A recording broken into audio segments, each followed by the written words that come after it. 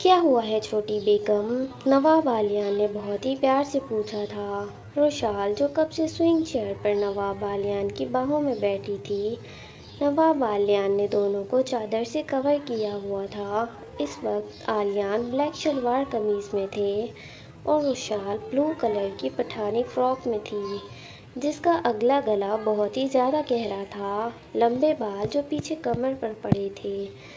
نواب عالیان نے دونوں کے گرد اپنی آف وائٹ شال لپیٹی ہوئی تھی۔ وہ بک پڑھتے پڑھتے اپنی چھوٹی بیگم کے بال سہلا رہے تھے، پر ایک دم چھوٹی بیگم ان کے سینے میں منہ چھپا کر رونے لگی، جس سے نواب عالیان بہت ہی زیادہ پریشان ہو گئے تھے۔ کیا ہوا ہے چھوٹی بیگم؟ بولیں۔ نرمی سے اپنی خدری انگلیاں روشال کے ریشمی بالوں میں چلائی تھیں۔ آپ جب سے مجھے یہاں لاہور لے کر آئے ہیں، بس وہی کیے جا رہے ہیں۔ وہ کیا چھوٹی بیگم؟ وہ چہرے پر شیطانی مسکراہٹ لیے ہوئے پوچھ رہے تھے۔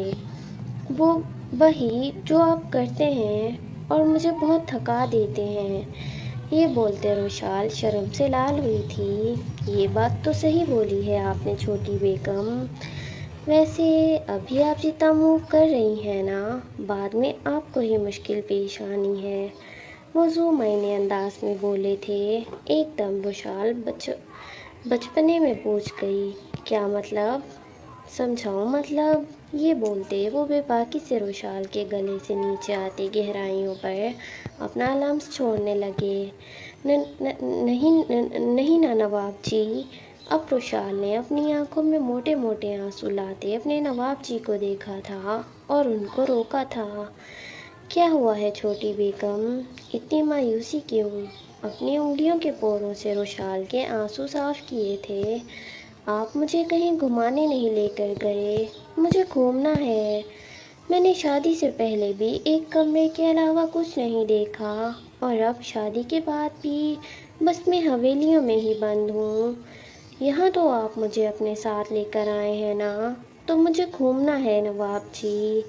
وہ بہت ہی پیار بھرے انداز میں نواب عالیان سے شکوہ کر رہی تھی۔ روشال وہیں نواب عالیان اور گھائل ہو رہے تھے اپنی چھوٹی بیگم کی ان اداؤں پر، اور انہیں افسوس بھی ہوا تھا اپنی ننھی سی گڑیا پر۔ اس نے دنیا ہی نہیں دیکھی۔ اب جتنے دن یہاں نواب عالیان نے رکنا تھا، اتنے ہی دن وہ اپنی چھوٹی بیگم کو لاہور گھمانے کا ارادہ کر رہے تھے۔ نواب جی، کتنا بڑا مال ہے یہ! روشال جو اپنی ہیزل بلو آنکھیں بڑی بڑی کر کے زندگی میں پہلی دفعہ 17 سال کے عرصے میں ایسے باہر نکلی تھی اور ایسی چیزیں دیکھ رہی تھی، وہ خوشی خوشی بول رہی تھی۔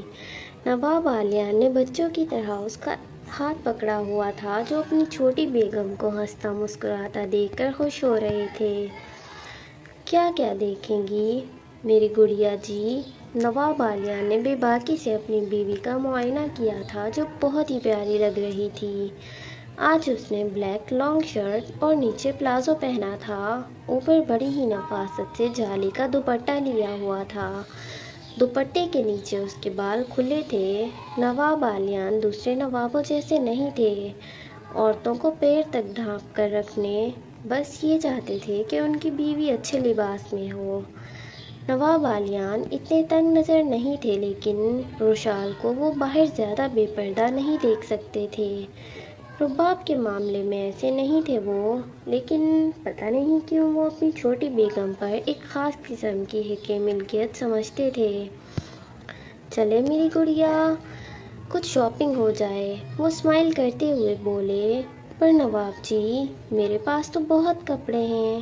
ایک کام کرتے ہیں، امی، دادی جان، زینب آپی اور ہاں رباب بی بی کے لیے کچھ لے لیتے ہیں۔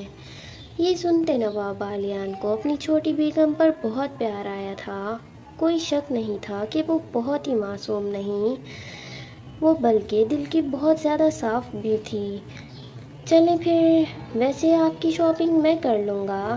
یہ بولتے نواب عالیان نے بے باکی سے اپنی حسین بیوی کے سراپے کو دیکھا تھا۔ اپنی شوہر کی نگاہوں کا مرکز سمجھتے روشال شرمائی تھی اور پلکیں عارض پر سجدہ ریز ہوئی تھیں۔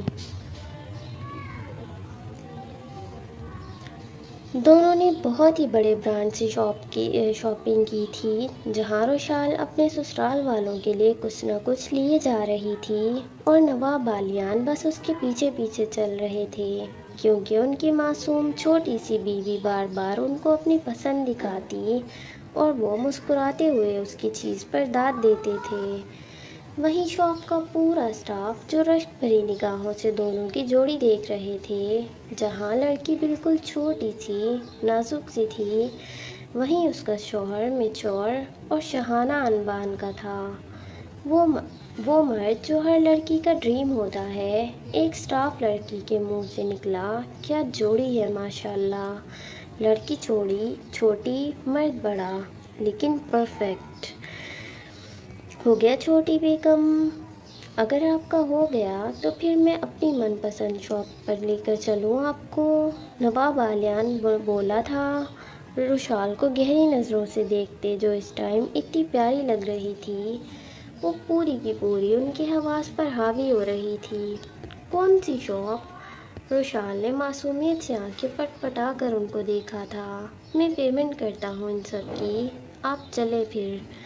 یہ بولتے شاپنگ بیگ اٹھاتے پیمنٹ کرتے انہوں نے روشال کا ہاتھ اپنے ہاتھ میں لیتے باہر نکل گئے تھے۔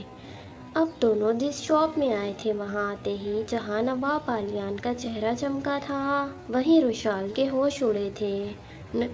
نواب جی، یہ کیسی دکان ہے؟ روشال نے چاروں طرف دیکھتے بولا تھا، جہاں بس فیمیل اسٹاف تھی، اور جو اسٹاف تھا وہ دیکھتے روشال کی آنکھیں پہلے کھلی تھیں پھر شرم سے جھک گئی تھیں۔ وہیں نواب بالیان اپنی بیوی کے سرخ آئیز دیکھتے پاگل ہوئے تھے۔ چلے چھوٹی بیگم، اب میری پسند ہو جائے، آپ گھر جا کر میری باہوں میں شرما لینا۔ نہیں نواب جی، یہ سب… روشال کی تو سانسیں اٹک رہی تھیں۔ یہ دکان ساری نائٹیز اور اندرونی چیزوں کی تھی۔ روشال جو کب سے لال ہو رہی تھی، اس کا شوہر بنا کسی شرم کے ایک ایک اندرونی چیز خود چن رہا تھا، وہیں اس کا جلن سے بھی اب برا حال ہو رہا تھا۔ کیسے لڑکیاں ان کے نواب جی کو دیکھ رہی تھیں۔ روشال سے اب یہ سب برداشت نہیں ہوا۔ وہ پاس جا کر کھڑی ہوئی اور اپنے نواب جی کے ہاتھ میں ہاتھ دے دیا۔ کیا ہوا چھوٹی بیگم؟ نواب بالیان نے آئی برو جھکا کر پوچھا تھا۔ میں تھک گئی ہوں نواب جی۔ ہاں میری گڑیا، بس یہ سب بھی ہو گیا ہے۔ بس آپ یہ بتائیں کہ ان دونوں میں سے کون سا کلر آپ کو زیادہ پسند ہے؟ وہ اسٹاف روشال کو دکھاتے ہوئے اس کے ہوش اڑا گئے تھے۔ وہ سارا نیٹ کا تھا۔ بولیں ریڈ، پنک یا آف وائٹ؟ انہوں نے بے باکی سے پوچھا تھا۔ وہیں اسٹاف گرلز نواب بالیان کی پرسنالٹی سے مرعوب نظر آ رہی تھیں۔ روشال کے آئیز تپ کر انار ہوئے تھے۔ بس نا نواب جی، اب آپ چلیں، جو لینا ہے لے لیں، وہ نظر جھکائے ہی بولی تھی۔ ٹھیک ہے، پھر مس آپ ایک کام کریں، یہ سب پیک کر دیں۔ روشال کا تو شرم سے برا حال تھا۔ دونوں اس شاپ سے نکلنے لگے، ایک دم روشال رکی۔ کیا ہوا چھوٹی بیگم؟ وہ سنیں، میری رنگ اندر رہ گئی ہے، آپ ایک منٹ کھڑے ہوں، میں ابھی آتی ہوں۔ یہ بولتے وہ واپس شاپ میں گئی۔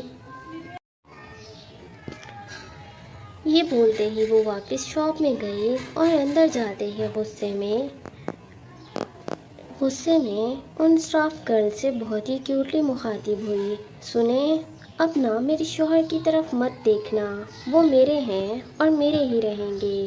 یہ بولتے غصے سے وہ شاپ سے نکل گئی اور شاپ کی اسٹاف گرلز بولی تھیں، "This little girl is so cute, no doubt, this beautiful couple made in heaven." دونوں اب مال کے بڑے سے فوڈ کورٹ میں تھے۔ روشال مزے لے لے کر گول گپے کھا رہی تھی اور نواب بالیان اس کو کھاتا دیکھ کر خوش ہو رہے تھے۔ آپ بھی لینا نواب جی، روشال نے معصومیت سے پوچھا تھا۔ بھئی گڑیا، یہ بچوں کے کھانے کی چیز ہے، آپ ہی کھائیں، میں نے اپنے لیے کچھ اور منگوایا ہے۔ اچھا، یہ بولتے وہ پھر سے اپنا کھانا انجوائے کرنے لگی تھی۔ دونوں نے اچھی طرح کھانا کھایا اور اب رشال کو اپنا ہینڈ واش کرنے تھے۔ نواب جی، واش روم؟ وہ رہا چھوٹی بیگم سامنے۔ آپ چلے، میں چلتا ہوں۔ نہیں، میں آتی ہوں، آپ یہیں بیٹھیں۔ یہ بولتی وہ مسکراتی واش روم سائڈ بڑھ گئی۔ رشال کچھ دیر بعد فریش ہو کر باہر نکل رہی تھی کہ اس کی نظر سامنے ایک لڑکے پر گئی۔ وہ اپنی جگہ ہی جم گئی تھی۔ اس کی آنکھوں میں آنسو آئے تھے۔ سہیل! اتنا ہی بولا تھا اور وہ دیوار کے پیچھے ہوئی تھی تاکہ وہ اس کو نہیں دیکھ سکے۔ سہیل جو سامنے ایک فوڈ کورٹ میں سرونگ کر رہا تھا۔ رشال جو یک ٹک اس کو دیکھ رہی تھی چھپ کر، ایک دم آنسو پوچھتے ہوئے بولی، مجھے نواب جی کے پاس جانا ہوگا، کہیں مجھے سہیل نہ دیکھ لے۔ ابھی وہ بول ہی رہی تھی کہ کسی نے پیچھے سے اس کے کندھے پر ہاتھ رکھا تھا۔ رشال ڈر کے ایک دم اچھلی تھی۔ کون کون سے آنسو آنکھیں بھیگی تھیں؟ میں ہوں چھوٹی بیگم، نواب بالیان بولے تھے۔ آپ؟ رشال ایک دم بولی، ان کے سینے میں چبھ گئی تھی۔ کیا ہوا ہے میری گڑیا کو؟ کچھ نہیں۔ چلے نا نواب جی، میں تھک گئی ہوں۔ ہاں چلو، اب حویلی جا کر میں ان 2 دنوں میں خوب تمہاری تھکاوٹ اتارنے کا ارادہ رکھتا ہوں۔ جی؟ رشال اپنے شوہر کے بے باک لفظوں پر سرخ گلاب ہوئی تھی اور جاتے جاتے پھر رشال کی نظر سہیل پر اٹھی تھی۔ اس کے آنسو عارض پر گرے تھے۔ نواب بالیان اور رشال کو واپس حیدرآباد آئے ہوئے 5 دن ہو چکے تھے اور آتے ہی نواب بالیان ایک ضروری بزنس کے کسی کام سے امریکہ چلے گئے تھے۔ نواب بالیان کے باہر کے ممالک میں کوئلے اور گولڈ کی مائنز تھیں۔ پورا حیدرآباد نواب بالیان کا تھا، یہاں تک کہ آدھے سے زیادہ پاکستان نواب بالیان کا تھا۔ توبہ ہی ہے، ویسے اتنا کون سا امیر ہو گیا کہ آدھا پاکستان ہی اس کا ہو گیا یار، حد ہے، اوور ایکسیجریٹ کیا ہوا ہے۔ دوپہر کے 2 کا وقت تھا۔ رشال جو دادی جان کے پاس بیٹھی تھی، بہت شدت سے اس کو اپنے نواب جی کی یاد آ رہی تھی، پر 17 سال کے رشال ان کو کال کرتے ہوئے بہت جھجک رہی تھی۔ بچی، جاؤ تم آرام کر لو، دادی جان نے رشال کے تھکے ہوئے چہرے کو دیکھتے بولا، جس نے صبح 8 بجے ہی اٹھ کر سب کی پسند کا ناشتہ بنایا تھا، اور اب پھر دوپہر کا کھانا بھی۔ اب وہ واقعی میں بہت زیادہ تھک گئی تھی۔ جا میری بچی، اوپر جا کر آرام کرو۔ جی، رشال یہ بولتی اوپر کی جانب بڑھ گئی تھی۔ اتنے میں رباب ہال میں آئی باہر سے اور دادی جان کو نظر انداز کر کے اوپر کی جانب اپنے کمرے کی طرف بڑھنے لگی۔ اس کے پیچھے نوکرانیاں تھیں جنہوں نے رباب کی شاپنگ بیگز اٹھائے ہوئے تھے۔ بڑی بہو، رکو، دادی جان دانت پیستے بولی تھیں۔ ان کو رباب کی ایسی حرکتیں قطعی پسند نہیں تھیں۔ جی بولیں دادی جان، سوری، میں نے آپ کو نہیں دیکھا۔ رباب نے نکلی سا منہ بنا کر بولا تھا۔ کوئی دعا سلام نہیں، اور چل دی؟ 8 سال سے ہو اس حویلی میں بہو بن کر، پھر بھی کوئی طور طریقے نہیں آئے تمہیں؟ دادی جان غصے سے بولی تھیں۔ ان کو رباب کی ایسی حرکتیں کبھی پسند نہیں تھیں۔ وہ بس علیان خان سے ہی رشتہ رکھتی تھی، باقی خاندان سے اس کا کوئی لینا دینا نہیں ہوتا تھا، اور جب نواب علیان خان حویلی نہیں ہوتے تھے تو وہ زیادہ تر باہر ہی رہتی تھی، دوستوں اور شاپنگ وغیرہ پر۔ رباب ابھی کچھ بولتی، دادی جان کو ضامن نواب علیان کا بہت ہی وفادار چوکیدار اندر آیا تھا۔ اماں جان اور رباب بیگم۔ ہاں بولو ضامن، رباب بولی تھی۔ وہ بیگم صاحبہ، باہر ایک لڑکا آیا ہے ڈرائیور کی جاب کے لیے۔ اوہ اچھا، چلو میں آتی ہوں۔ یہ بولتی رباب دادی جان کو اگنور کرتی باہر کی طرف بڑھ گئی تھی۔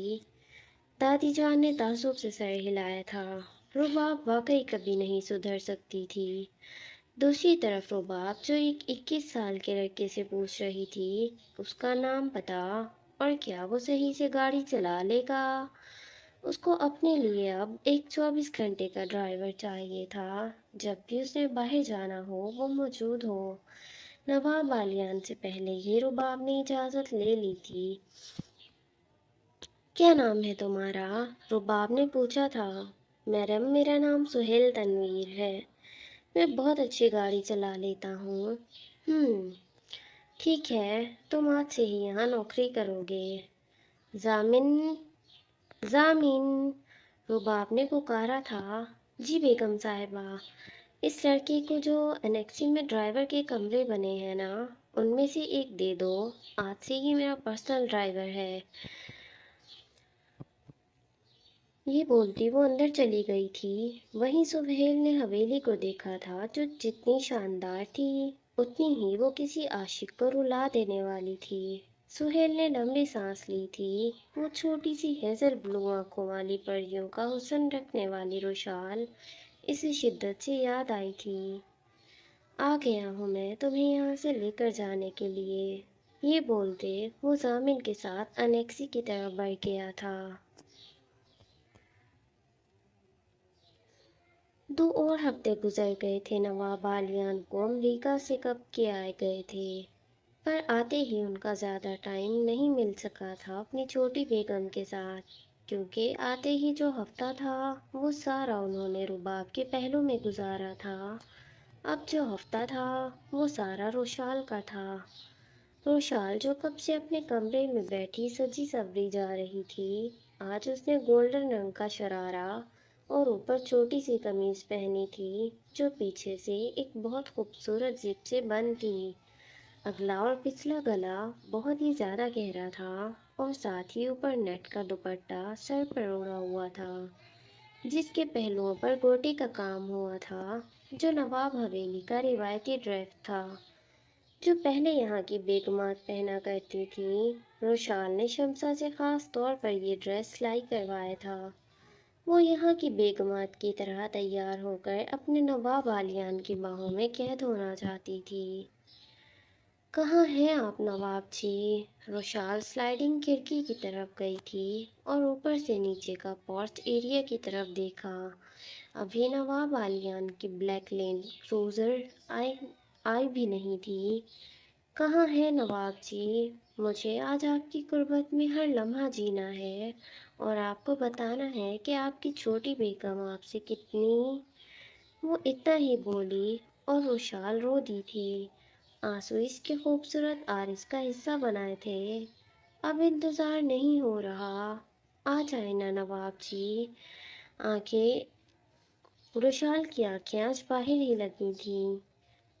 दूसरी तरफ नवाब आलियान बिजनेस मीटिंग अटेंड करके डेरे चले गए और उसके बाद अपने ही एक ख़ास नवाब दोस्त के वलीमे पर पहुंचे अपने कुछ करीबी दोस्तों के साथ।